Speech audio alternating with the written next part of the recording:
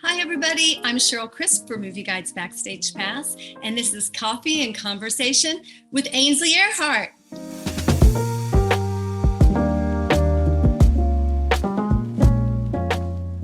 Coffee and Conversation, Cheryl. Thank you for having me on. Thank you for coming today. You are the star and co-host of Fox and Friends. Tell us what a typical day is like for you. That's the number one question I get. Thank you for asking, Cheryl. So I wake up. It depends on where. In the summer, we live out on Long Island because I have a tiny little cottage out there that we love. We have a fireplace and two little swivel chairs next to it. And that's kind of our little place where we say our prayers, and my daughter and I read the Bible. So when I'm out there in the summer, I have to be at work at 4:30. So I get up at 2:30, out the door at 3:30. At work, it takes me an hour to get in. But during the school year, I live here in New York and love living in New York. And so I have to be there at 4:30. So I leave at 4:20. It's like a 10-minute drive. It's so easy because there's no traffic at that hour. So I get to sleep an hour more. And some days I'll take a shower the night before, wash my hair the night before, dry it, go to bed. I wake up, no makeup, the hair has to be dry and clean, put on Lululemons, workout clothes, and jet into work. I keep all my Fox dresses in my office and my high heels there. So I just go there, and my assistant comes in and we read through the news the night before. I get all of my information that we're going to be talking about on air on Fox. So I go through all my interviews. I read, if I were interviewing you, Cheryl, I would go through and go on YouTube and find some of your old interviews and find out more about you. So I'm prepared the next day. Then we walk into the office and we get our talking points, which are just news of the day. All the anchors send in things that are interesting to us, like recently the Queen's passing or the border or inflation, things like that. So we will share all of our ideas. And then I go up to my office after hair and makeup. I have an hour by myself and I have my coffee like you and I are having right now. And I study for the show. I handwrite all of my notes about each topic. So you come across as the girl next door, someone you'd like to have coffee with. Thank you. Come across as just so kind and smart and sweet. What is it like? How do you keep so positive when there's so much negative in the world? I think I have such a strong faith. I was brought up in the church, but then when I was a junior in college, I had gone to all the parties and drank every night basically, or went out with all the friends. I grew up in a very social home. And so I love that. I love to be social and love to be with my friends. And so anytime someone would call me in college or on the sorority hall and say, let's go out, I was there. I was with them. And after a while, I just got so tired of it. And then I wanted to focus on my career. And I met a group of amazing Christian women that were in my sorority, and they invited me to church. I started going to church with them at Shandon Baptist Church in Columbia, and really got to know who God was and had a relationship with Christ for the first time in my life. And I was on a fraternity mountain weekend, and I'd asked a lot of my new Christian friends, should I go? I'm starting to think I need to really settle down and change my life. And I feel like God's pushing me in a different direction. I need to focus on my career. And I decided to go on that mountain weekend with a friend, and not a boyfriend or anything like that, but he had just asked me to be his date. And so we had some really serious conversations. I'm still friends with him today. I love his wife, and they're best friends with some of my best friends from college. But we talked a long time. We prayed one night. I did a Bible study in the woods up in the mountains one day. And some of the people in our house did that with me. I was doing Experiencing God by Henry Blackaby at the time. And my life just was slowly changing. And then I left that mountain weekend and I just said, I'm sick of this. I went out on the back porch and I sat down on the steps and I said, God, you've blessed me with so many friends. You've blessed me with this great life and all these social events, but I really want to live for you. And I want to go in a different direction. And I know that's right. I'm really scared. I don't know if I'm going to be cool anymore. I don't know if what this means, but I want to stop drinking. I want to stop smoking cigarettes. And I just want to live my life for you. And I want people to respect me. And I feel like all I'm doing is living for myself. I want to really live for other people. And so God just started blessing my life after that. That was October 19th, 1997. Wow. And if anyone is listening that is going through this, just do it. God's trying to talk to you and he's opening that door for you. Just walk through it. It will be something that you'll never regret. What was Ainsley Earhardt like as a little girl?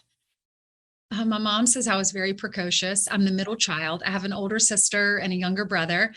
And I was very close to my father. I am very close to my father because we're more alike. We're like doers. We're never late. We are very gregarious. We'll walk in a room and want to talk to everyone.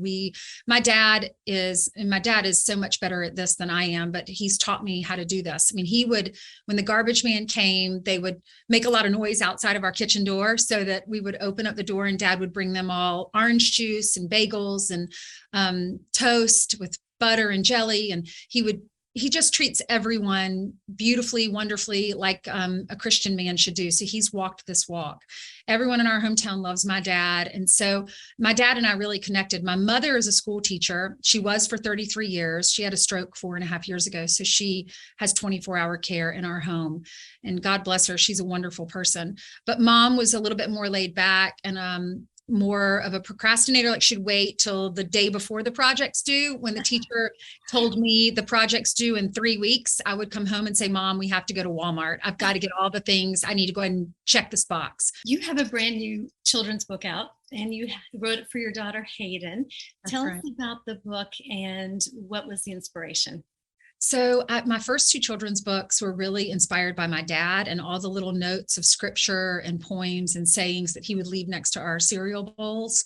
And when we came down in the morning, because he was in charge of breakfast, Mom was a school teacher and was out the door at 7:30.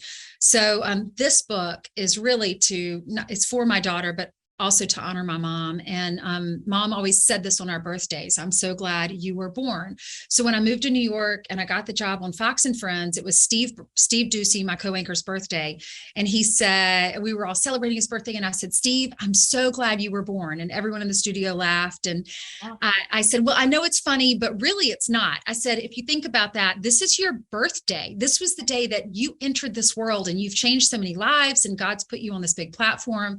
And you've done so much in your life and you have these 3 amazing children, and that is going to change from generation. All your teachings are going to be passed on for generations. So it is a big deal, your birthday.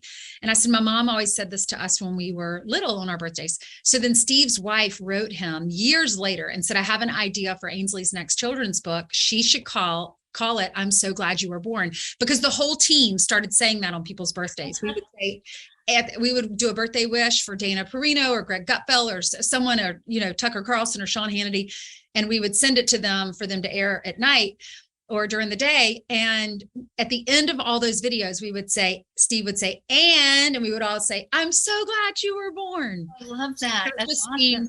Seemed like the perfect title for this book. Thank you. I'm a mother and I have 4 kids, and I know you have Hayden. What would you say is the best thing for you about being a mother? All of it, every single day. How long do you have, Cheryl?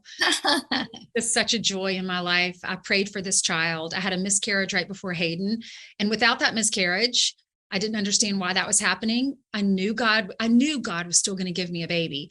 And then 3 months later, I find out I'm having Hayden. So it was a blessing because I have a little girl in heaven that I will meet one day, but I also have Hayden here on earth. And so it's just going through that dark time, but being up on a mountain 3 months later. So I understood why I was going through that. That child was not viable. That child was not going to be healthy. And so wasn't able to live the full term of the pregnancy. So then when I have Hayden, or I find out I'm having Hayden, and we heard the heartbeat and went through all of that, a little nerve-wracking at first, but I trusted God. I knew he had a plan. And then I hold this child 9 months later, 10 months later, and she's just been amazing. She's fun, and she has so many, we get along really well. She's my little snuggle bunny. I tell her every day, I'm so glad she was born. And I show her pictures all the time. We go to sleep at night and we just talk about how God had a plan for her life and does have a plan for her life. And we read Christian books at night. We read the Bible at night and we say our prayers. And so I'm hoping that all these gifts that God has bestowed upon us, I can pass that on to Hayden, and she can pass that on to my grandchildren one day, and then my great grandchildren. but it's just such an honor that God would trust me with a child. I think as a parent, that's like your wish is to pass on your faith and introduce your children to God, and so they can carry it on for future generations. I feel like it's one of our most important jobs. I just want this to be a happy Christian home. And I have blessed every room. It has all been anointed, even her sheets, her bed, everything. I pray always for her husband already, which might seem ridiculous. I just want her life to be, I just want it to be so blessed. And I know she's going to fall. I mean, gosh, Cheryl, how many times have we fallen in our lives and things haven't turned out as we expected them to be, but that's okay. It's okay. This isn't the end. This is just a small little glimpse. The Bible says that the wind blows over, your life is like a blade of grass. The wind blows over and its place is remembered no more. But then there's eternity, forever. So that's why I believe in Jesus. One of the many reasons I believe in Jesus, but I want to be with him forever. So even through your struggles, just know this is not the end. Fight through, run the good race, live your life for your children, for your loved ones, for your family, for your friends, and for others. And God will bless you in so many ways. You have a Bible study on Fox Nation. Ainsley, why is it so important to you to share your faith with the whole world? I know, Cheryl, that God has me here for one reason, and that's to share my faith and everything he's done in my life. And that's my daughter, my amazing family, keeping my mother alive after her stroke, allowing me to ask my mom for forgiveness because I wasn't the easiest child to raise. I gave her a hard time because I wanted her to be different. I wanted her to be just like me. And I feel guilty about that. So I've been able to talk to my mom and just say, please forgive me because I don't know how much time I have left with her. And I'm sorry for being such a strong personality and not understanding your perspective, but now I do. And now I'm passing along so much of what you taught me, Mom, to my daughter. And my mom is very gentle. She's so sweet. And if anyone got mad at her, she just kept her mouth shut. And so she just took it. You know, we're a fiery family. My brother and sister and I have strong personalities, and we probably get that from my dad, but my mom was the sweet one in the family. And she just let Ainsley be Ainsley. And I didn't understand it then. I'm so grateful. Sorry to get upset, but my mom has just been pretty sick. You know, you just feel bad when you're raising your children. You think about what you did to your parents and you just feel guilty because she's so sweet. And now she can't really talk. And so she doesn't have a voice, but this is her voice. You know, this is what she said to us. And she was a school teacher to little ones. She loved them. Well, and what a wonderful tribute to her while she's still alive. Yeah, and that, you know, your daughter can remember her and other people get to know her through the book and what she used to say to you all the time. I know. And I hope her legacy will live on. Thank you, Cheryl. You have to say this to your children. Just on birthdays, just everyone who's watching, tell your children, tell your nieces, your nephews, any child you see on their birthday, I'm so glad you were born. Because they'll be taken aback and they'll hear that message and say, wow, I'm pretty important and God has a plan for my life. Absolutely. With all the negative you hear in the world, it's good for them to keep hearing something positive. Yes. Thank you, Ainsley. Thank you, Cheryl. Follow Ainsley on Fox and Friends and Fox Nation and check out her latest book. I'm so glad you were born. Thank you, Ainsley. Okay, God bless. God bless. And to watch more videos, go to movieguide.org.